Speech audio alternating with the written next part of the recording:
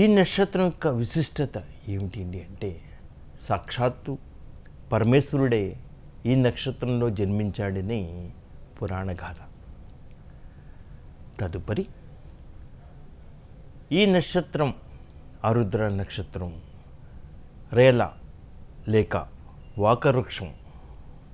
వృక్షాన్ని తప్పకుండా ఆరుద్ర నక్షత్రం వాడు పూజిస్తే వారికి ఎంతో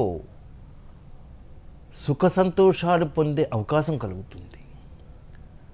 కేవలం డబ్బు వల్లే కాదు కదండి. అందువల్ల ఈ ఆరుద్ర నక్షత్రం వాళ్ళు ఇప్పటికైనా ఈ వాక చెట్టును పూజించండి. మరి ఈ వాక చెట్టుని తెలుగులోనే కాకుండా ఈ కార్యక్రమాన్ని మిగతా భాషల వారు కూడా చూస్తున్నారు కాబట్టి ఆ మిగతా భాషల్లో కూడా ఈ వాక చెట్టుని ఈ రేల చెట్టుని ఏమంటారో తెలుసుకుందాం. Its botanical name is Cassia fistula. In Hindi it is known as Amaltas. In Tamil it is known as Konnai. Kannada it is known as Arakonnai, and Marathi it is known as Gurmala, and in English it is known as Purling Tree. ఇన్ని పేర్లతో వ్యవహరిస్తూ ఉంటారు.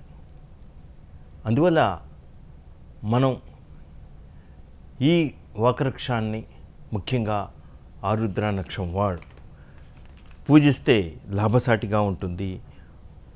వాళ్ళు సుఖ సంతోషాలతో ఉంటారు. మరి ఇది ఎక్కడ లభ్యమవుతుంది? లభ్యం అవడం కొంచెం కష్టపడాలి. ఎందువల్లంటే ఇది మిగతా వృక్షాల వల్లే మిగతా వృక్షాల్లాగా అడవుల్లోనూ ఊరి పొలిమేరల్లోనూ ఊరికి ముఖ్యంగా పల్లెటూరులో తప్పకుండా దొరుకుతాయి. దొరకడం కష్టమే, కానీ దొరికాక కొన్ని వృక్షాలు దొరికాక అందులో ఏది వాకవృక్షం ఏది వాకవృక్షం అని రేల వృక్షం అని కనిపెట్టేది చాలా తేలిగ్గా ఉంటుంది.